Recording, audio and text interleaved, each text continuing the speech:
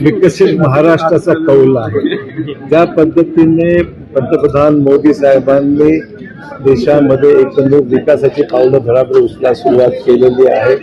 लोकांना विकास पाहिजे, नुसता टीकेवर लोकांचा तर विश्वास राहिलेला नाही, काहीतरी कन्स्ट्रक्टिव्ह काम झालं पाहिजे ही सामान्य माणसाची अपेक्षा आहे। ज्या पद्धतीने देवेंद्र फडणवीस जी राज्याचे मुख्यमंत्री या नात्याने आणि रवींद्र चव्हाण प्रदेश भाजपाचे अध्यक्ष या नात्याने ज्या पद्धतीने कामाचा धडाका लावलेला आहे त्याला प्रतिसाद लोकांनी या ठिकाणी दिलेला आहे। आणि आपण पाहिलं राज्यामध्ये सर्वात जास्त प्रमाणात नगराध्यक्ष आणि नगरसेवक जे आले ते भाजपाचे आलेले आहेत आणि त्यामुळे भोकर याला काही अपवाद राहायचा प्रश्नच उद्भवत नाही। भोकर हा मला माझ्यावर प्रेम करणाऱ्यावर आणि आमची कन्याश्रीच्या चव्हाण आमदार या ठिकाणच्या आहेत त्यांच्यावर मनापासून साथ देणारे हे लोक या ठिकाणी आहेत। भोकरच्या आगामी 5 वर्षाचा जो काही विकासाची संकल्पना आहे ती पूर्णतः निर्णय बाबतीमध्ये लोकांचा कल आपण पाहिला आणि भोकरमध्ये काय अपवाद वगळले तर मला वाटतं की लोकांची साथ भरपूर मिळालेली आहे आणि बहुमताने नगराध्यक्ष सुद्धा चांगल्या मताधिक्याने निवडून आलेला आहे।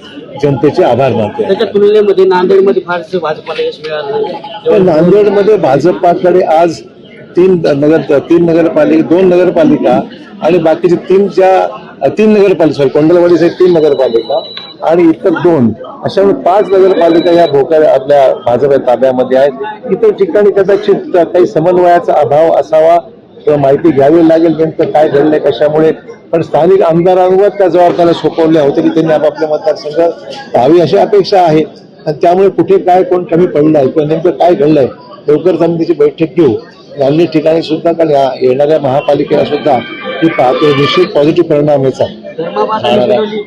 भाजप पुरस्कृत आहे असं मानेल मी आज काही सांगू शकत नाही, त्यांच्याशी त्यांचा बोलणं झाल्यावर मी सांगू शकेन, पण सकृतदर्शनी तर निश्चितच ही तिकीट वाटपामध्ये ज्या काही गोंधळ झालेला आहे काही ठिकाणी त्याच्यामुळे काही दुष्परिणाम झाले मी नाकारत नाही।